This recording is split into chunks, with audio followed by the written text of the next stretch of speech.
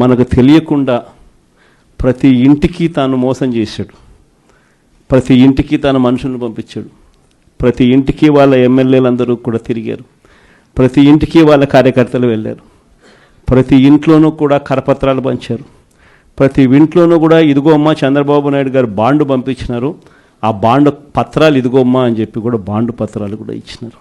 ఇంట్లో ఎవరు కనపడినా మోసం చెయ్యని సెక్షన్ అనేది లేకుండా ప్రతి ఒక్కరికి కూడా చెప్పుకొచ్చారు. దీనివల్ల ఏం జరిగిందంటే ఒక 10% ప్రజలు నమ్మినారు.